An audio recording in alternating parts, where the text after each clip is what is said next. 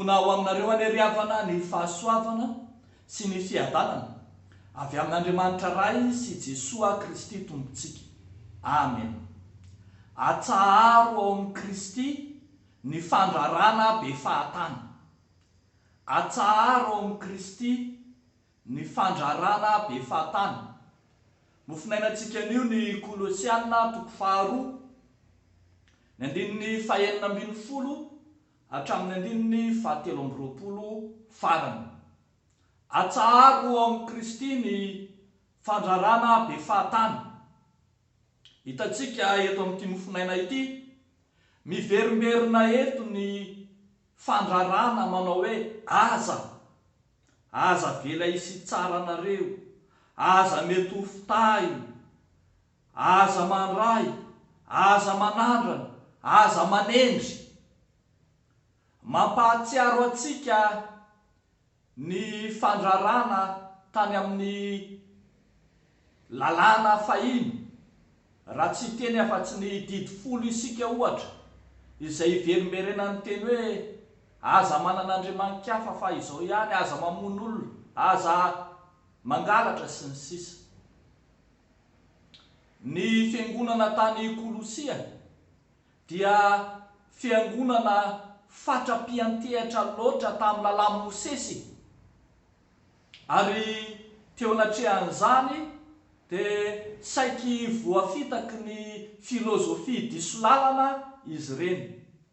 Ary ankoatr'izay ary dia adinin'izy ireo ny voninahitry Kristy fa ny voninahitry ny anjely no nasandrany. Ary nisy fotoana aza tena nanangana altara na tempoly ho an'ny anjely mihitsy hanomezana voninahitry ny anjely. Zay natonga amin'ny Paoly eto miteny manao hoe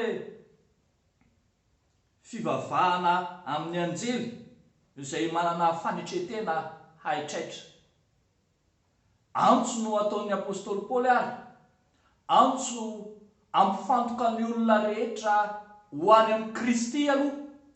Rehefa mamaky hatrany amin'ny andininy 1 isika dia asongadin'ny apôstôly Paoly ao iza marina moa Kristy ary tokony homena voninahitra izy. Tsy ny lalàna na ny fampiarana ny lalàna no diso akory, fa ny fianteherana diso tafahoatra amin'izy ireny ka mahatonga ny fiarahamonina na mahatonga ny fiangonana hirona mihitsy makany amin'ny fianteherana amina foto-kevitra ary nakany amin'ny filozofia diso lalana azy. Miantso ary ny apôstôly Paoly atsaharo ao amin'ny Kristy ny fandrarana rehetra. Ny Kristy no mitondra fanafana, ao amin'ny Kristy no ahafahantsika mandray sy mihevitra ny zavatra rehetra. Eny Kristy no lalàna ho antsika sy fahatanterahany lalàna.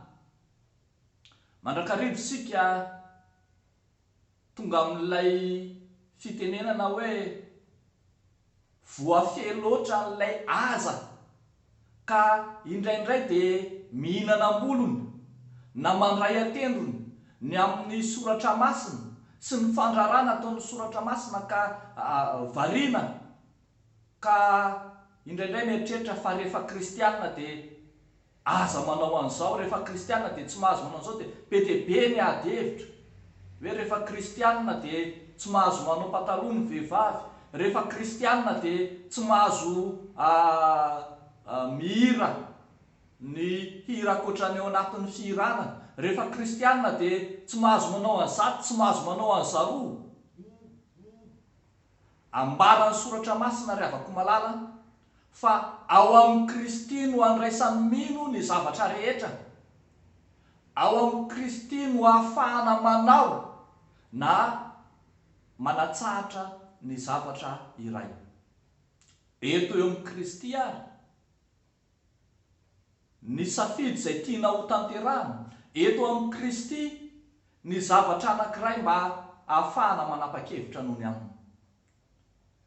ny hafatra lehibe zany zay tiany apôstôly Paoly ambara dia hoe ao amin'ny Kristy no anekena na andavana zavatra iray, ao amin'ny Kristy no andrarana na amelana ny zavatra anankiray. Rehefa mifanaraka amin'ny sitrapon'ny Kristy, rehefa mifanaraka amin'ny lalàn'ny Kristy dia azo atao. Fa raha Kristy kosa no mandà dia atsahatra izany. Eny teo amin'ny Kristy ny fandrarana rehetra.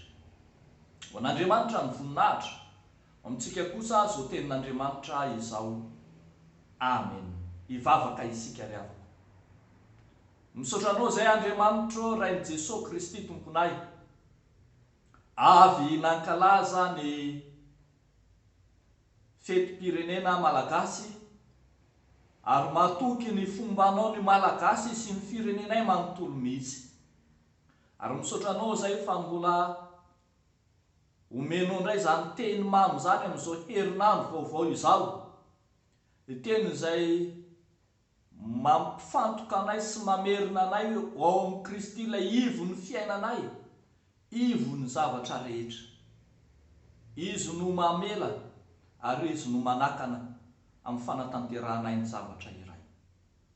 Tompo, ankehitriny ary tafio amin'indra fonao izahay tsy raray avy mivavaka manokana izay amin'ity andro an'ity ho an'ny ireo zanaky ny fiangonana, ho an'ireo kristiana ao anatin'ny aretina na aretina mitaiza efa niotrika ela, na ireo aretina mandalo, na ireo aretina mila fandidiana, ireo zanaky ny fiangonana izay any amin'ny toeram-pitsaboana. Tompo, entinay eo anatrehanao.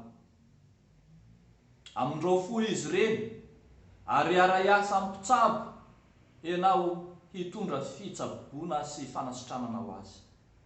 Tanterao amin'ny Tompo ny sitraponao fa matoky ny fitondranao zahay. Amin'ny anaran'i Jesosy Kristy tomponay, ny anaovanay izany vavaka izany. Amen.